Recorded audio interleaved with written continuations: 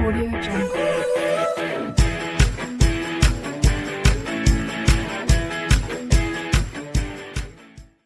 So now students, today I am going to start class 10th R.D. Sharma Maths Polynomials Multiple Choice Questions हैं students। अब देखिए इसमें क्या है, ये f(x) = x² + x + 1 ये क्वाड्रेटिक इक्वेशन है स्टूडेंट्स। ये जो इक्वेशन आपकी दी गई है f(x) = x² + x + 1 ये एक क्वाड्रेटिक इक्वेशन है और इस क्वाड्रेटिक इक्वेशन के टू जीरोज होते हैं। जीरोज का मतलब होता है स्टूडेंट्स अल्फा एंड बीटा, ठीक है, या इसके रूट्स कह सकते हैं हम, दो रूट होते हैं या जीरोज होते हैं, ठीक है। और चूंकि ये क्वाड्रेटिक इक्वेशन है इसलिए इसके दो सॉल्यूशन होंगे, तो सॉल्यूशन भी बोल सकते हैं। तो अल्फा और बीटा जो है वो सॉल्यूशन है इसके, ठीक है। तो अगर किसी क्वाड्रेटिक इक्वेशन के दो जीरोज अल्फा बीटा हो तो इनका जो सम होता है वो होता है -b/a और इनका जो प्रोडक्ट होता है वो होता है c/a, ठीक है। तो इसी का यूज करके जो भी हमें सॉल्व करना है वो हम करेंगे स्टूडेंट। अब सबसे पहले क्या करते हैं, हम ax² + bx + c इससे कंपेयर करेंगे इस इक्वेशन को, ठीक है। कंपेयर्ड y, ठीक है, ये हो जाएगा। तो इससे जब हम कंपेयर करेंगे तो जो x² का कोफिशिएंट है वो स्टूडेंट्स a होता है, तो a की वैल्यू 1 हो गई, b की वैल्यू, क्योंकि x का कोफिशिएंट b है तो b की वैल्यू 1 हो गई, c की वैल्यू भी यहाँ पर 1 हो गई जो कांस्टेंट टर्म है, ठीक है। अब इसके बाद जो पूछेगा वो हम उसमें अप्लाई करेंगे, ठीक है। तो अब यहाँ पर इन्होंने ये पूछा है कि 1/α + 1/β इसकी वैल्यू हमें फाइंड करना है। तो जब इसकी हम स्टूडेंट्स डिनोमिनेटर सेम कर देंगे, ठीक है, तो ये आ गया alpha plus beta upon alpha into beta. अब अल्फा प्लस बीटा की वैल्यू यहाँ रख दीजिए -b/a और यहाँ पर रख दीजिए c/a। तो a से a कैंसिल हो गया, -b/c आ गया। अब b की वैल्यू आपको पता है 1, ठीक है, c की वैल्यू पता है, तो ये -1 स्टूडेंट इस क्वेश्चन का आंसर आ गया, यानी ऑप्शन बी क्या है, करेक्ट है। तो इस तरीके से इस क्वेश्चन को समझना है और करना है आपको, और कुछ नहीं, उसमें सिंपल से क्वेश्चन है, ठीक है, थोड़ा सा ध्यान। अब देखिए ये भी क्वेश्चन आपका सेम है, तो इसका डायरेक्ट क्या हो जाएगा, देखिए alpha plus beta upon alpha into beta, ठीक है, तो -b/a और यहाँ पर आ जाएगा c/a, सो -b/c हो गया। अब यहाँ से स्टूडेंट्स a की वैल्यू 4 है, जब हमने कंपेयर किया, b की वैल्यू 3 है और c की वैल्यू क्या है, 7 है, तो ये हो गया -3/7 इस क्वेश्चन का आंसर आ गया। तो ऑप्शन कौन सा, डी इसका करेक्ट हो गया स्टूडेंट्स। फिर देखिए थर्ड क्वेश्चन में क्या है, if 1 0 of the polynomial is reciprocal of the other.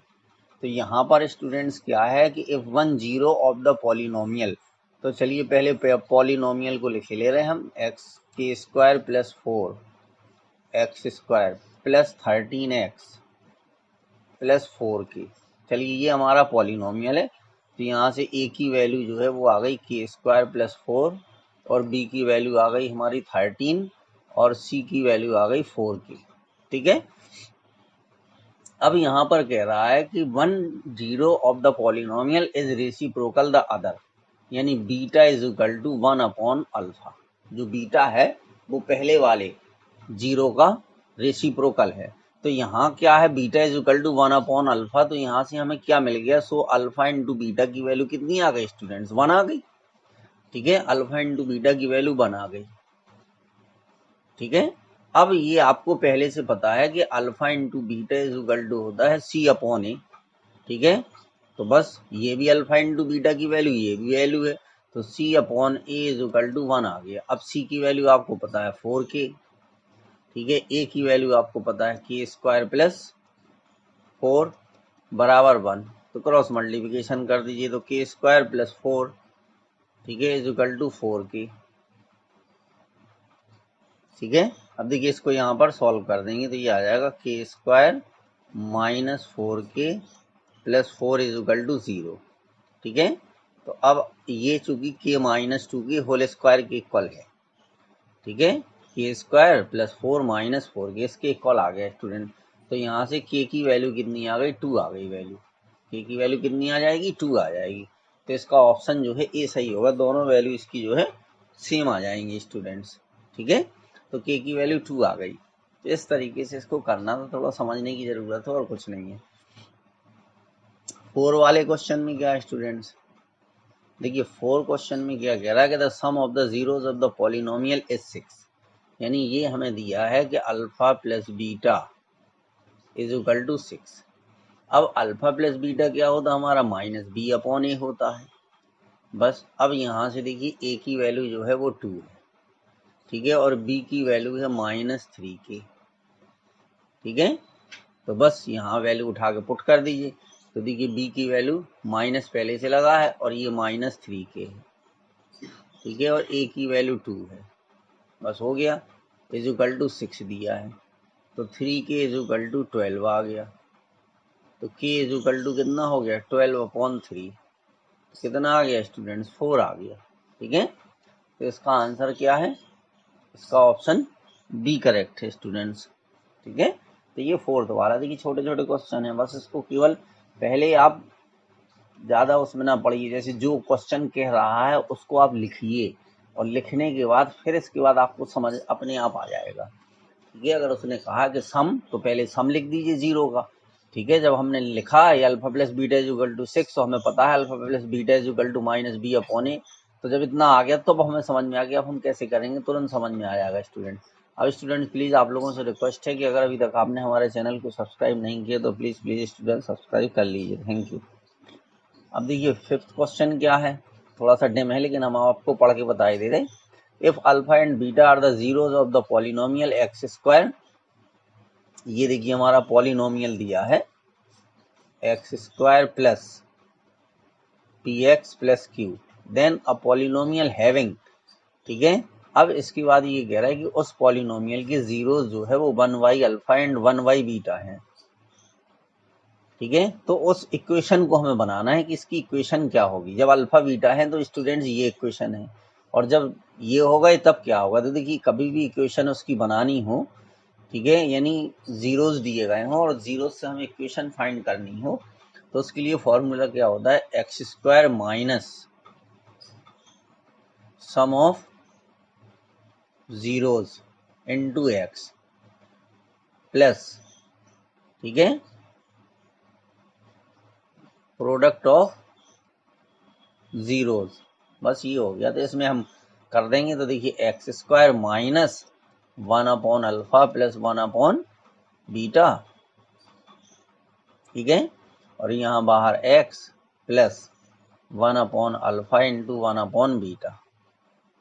ठीक है, तो अब यहाँ से स्टूडेंट क्या है कि जो हमारी इक्वेशन दी थी क्वाड्रेटिक की, यहाँ से जो अल्फा प्लस बीटा की वैल्यू आपको मिलेगी वो होगी माइनस बी अपॉन ए, यानी माइनस पी अपॉन 1, यानी माइनस पी हो गई, और alpha into beta is equal to C upon A, यानी क्यू आ गई, क्यू अपॉन 1, तो ये क्यू आ गई और ये आपकी माइनस पी आ गई। बस इसी को लेकर के हम सॉल्व कर देंगे।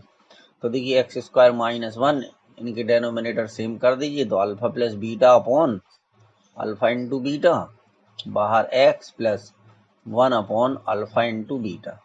बस स्टूडेंट वैल्यू आपको सबकी पता है, देखिए अल्फा प्लस बीटा की वैल्यू आ गई हमारी कितनी, minus P, alpha into beta की वैल्यू है क्यू, बाहर X plus 1 upon Q is equal to 0, ये आ गया। ठीक है,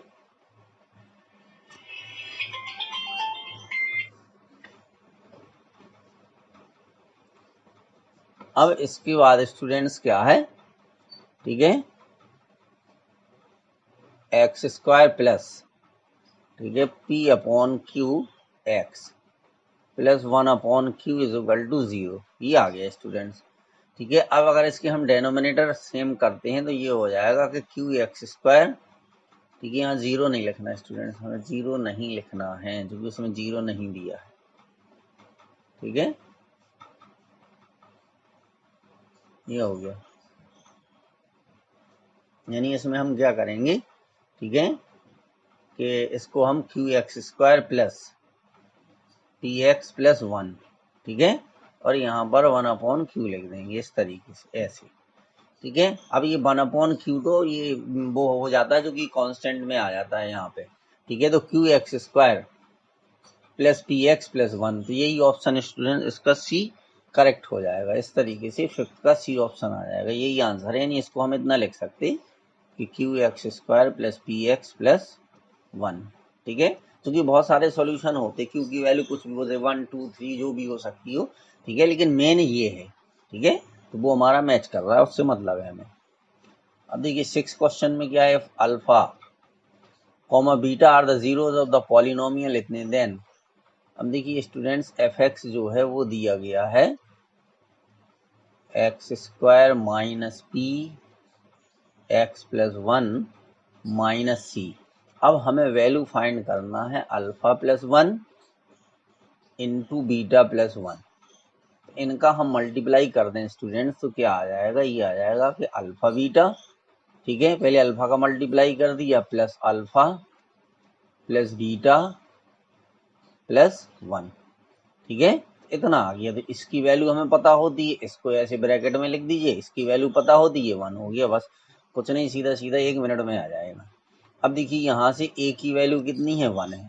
ठीक है, बी की वैल्यू आपकी क्या है, सॉरी बी लिखना है यहाँ, बी की वैल्यू क्या है माइनस पी। 1 मिनट, इसको थोड़ा सा जो है सॉल्व कर दें पहले हम। ठीक है, तो क्लियर हो जाएगा, क्योंकि उसने उलझा दिया ना। अब देखिए X square minus P X minus P minus C, ये आ गया। अब ये एक्चुअल में स्टूडेंट्स क्या हो जाएगा कि x square minus P X, minus यहाँ से कॉमन ले लीजिए तो पी प्लस सी। तो ए की वैल्यू क्या है 1 आ गई, बी की वैल्यू कितनी हो गई माइनस पी हो गई। ठीक है, और जो कांस्टेंट सी है उसकी वैल्यू हो गई माइनस पी प्लस सी। चलिए अब इसमें यहाँ पर उठा के वैल्यू रख दीजिए। देखिए alpha into beta is equal to क्या होता है माइनस बी अपॉन ए होता है। ठीक है, वो सॉरी अल्फा इंटू बीटा होता है, ठीक है, सी अपॉन ए। ठीक है, तो ये हो गया सी अपॉन ए। अल्फा प्लस बीटा होता है माइनस बी अपॉन ए। ठीक है, प्लस 1 है, ये आ गया स्टूडेंट। अब देखिए क्या है कि सी माइनस बी प्लस ए अपॉन ए, ये हो गया। बस ये वैल्यू सब उठा के रख दी। अब सी की वैल्यू कितनी देखी माइनस पी माइनस सी, बी की वैल्यू माइनस पी तो प्लस पी हो जाएगी, ए की वैल्यू क्या है, ए की वैल्यू 1 है। ठीक है, अपॉन ए, अब ए की वैल्यू 1 है तो बस ये कैंसिल हो गया, ये पी से पी कैंसिल हो गया, 1 माइनस सी आ गया स्टूडेंट्स। कितना आ गया 1 माइनस सी, इसका आंसर आ गया और कुछ नहीं है, सीधा सीधा है। ठीक है, थोड़ा सा आप पेशेंस से लगाइए, जल्दी लग जाएंगे क्वेश्चन।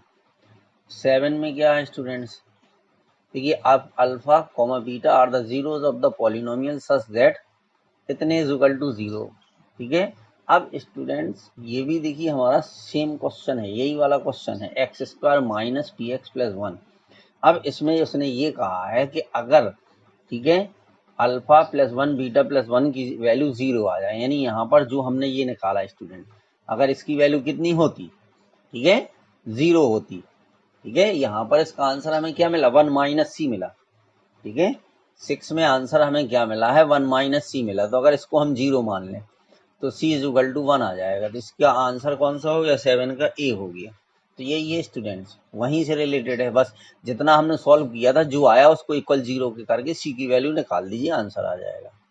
8 में क्या है देखिए, F X is equal to A X square plus B X plus C has no real zeros and A plus B plus C, ठीक है, लेस देन 0 देन। अच्छा चलिए, अब देखिए इसमें एक्चुअल में क्या कह रहा है कि इसके कोई भी रियल 0 नहीं है। तो जब रियल 0 नहीं होते हैं स्टूडेंट्स तो b square minus 4ac less than 0 के होता है। ठीक है, यहाँ पर क्या होता है कि b square minus 4ac less than 0 के होता है। ठीक है, अच्छा तो अब यहाँ पे ये बताना है कि सी की वैल्यू कैसी होगी। तो जब स्टूडेंट्स 0 रियल नहीं है, ठीक है, अगर मान लीजिए इसको बनाया जाए तो इसकी रियल 0 नहीं आएंगे, यानी यहाँ पर जो फाइंड होगा स्टूडेंट्स, ठीक है, तो b square is less than क्या होगा, ऐसे हम लिख सकते हैं इसको 4ac। ठीक है, यानी इसकी वैल्यू जो आएगी वो रूट के अंदर माइनस में आएगी। कैसी आएगी? रूट के अंदर माइनस में आएगी। तो उस कंडीशन में यहाँ पे हमें बताना है कि c क्या होगा। तो उस स्थिति में स्टूडेंट्स क्या होगा? c इज लेस देन 0 होगा। यानी हम इसको ऐसे भी कह सकते हैं कि जैसे a plus B plus C is less than 0, तो a plus B is less than minus C. ठीक है, यानी जो a प्लस बी है वो छोटा होगा किससे? माइनस सी से होगा, या b इज लेस देन, ठीक है, माइनस सी और माइनस ए, यानी b is less than, minus common ले लीजिए तो c प्लस ए। ठीक है, या हम इसको ऐसे लिख सकते हैं, अगर इसमें हम मल्टीप्लाई कर दें तो ये हो जाएगा c प्लस ए, यानी c plus a is greater than minus b. ठीक है, तो उसके चक्कर में नहीं, इसमें याद रखना है आपको कि c की वैल्यू क्या होगी? लेस देन 0 होगी। देखिए स्टूडेंट्स, लेस देन c की वैल्यू 0 कब होती है? कि अगर कोई भी हम इस तरीके से एक क्वाड्रेटिक का ग्राफ मतलब फिगर बनाए, ठीक है, अगर वो जो है इस तरीके से, जैसे मान लीजिए ये ग्राफ बना है, तो ये वाई एक्सिस को, ठीक है, वाई एक्सिस को अगर माइनस डायरेक्शन में यहाँ पे ये कट करता है तो ये c होता है, क्या होता है? c इज लेस देन 0 होता है। तो जब नो रियल रूट्स होंगे, ठीक है, तो उसका ये जो ग्राफ बनेगा ये उस डायरेक्शन में नहीं होगा जहां c इज ग्रेटर देन 0 होगी। ठीक है, वहां पर नहीं बनेगा जहां c इज ग्रेटर देन 0 होगी, यानी ये डिफाइन नहीं होगा कुल मिलाकर के। ठीक है, तो इन सब झंझट में नहीं पड़ना है, आपको याद रखिए कि c इज लेस देन 0। अब देखिए यहाँ पर, अब स्टूडेंट इसमें थोड़ा सा समझने की ये बात है कि ये जो 2.2 लिखा है फिग, एक्चुअल में फिग 2.2 जो है वो क्वेश्चन नंबर 10 के लिए, स्टूडेंट 9 के लिए नहीं है। ठीक है, क्यों नहीं है? देखिए अभी हम आपको क्लियर किए दे रहे हैं। जब भी कोई पैराबोला, ये जो बना है, ये जो फिगर दिखाई दे रहा है आपको स्टूडेंट, एक पैराबोला है, जब भी पैराबोला ऊपर की ओर खुलेगा, यानी इसका मुंह ऊपर की ओर यहाँ होगा, तब उसमें क्या होता है स्टूडेंट्स? ए की वैल्यू, ठीक है, ग्रेटर देन 0 होगी। ठीक है, तो इसमें ये होता है कि इफ पैराबोला ओपन, ठीक है, अपवर्ड्स, ठीक है, ए इज ग्रेटर देन 0, तो ए यहां से डिसाइड होता है स्टूडेंट। ठीक है, अब यहाँ पर आप ये वाला देखिए कि ये जो पॉइंट है, यानी एक्स एक्सिस ये है हमारा, ये लाइन जो है ये एक्स एक्सिस की, तो ये पॉजिटिव एक्स एक्सिस को ये लाइन रिप्रेजेंट करती है। तो यहाँ पर क्या होगा कि माइनस बी अपॉन 2a जो है वो ग्रेटर देन 0 के हो जाएगा। ठीक है, तो अब इनइक्वालिटी की कंडीशन ये होती है कि अगर इसमें हम बोथ साइड माइनस से मल्टीप्लाई कर दें तो इसका साइन चेंज हो जाता है, तो b upon 2a is less than 0।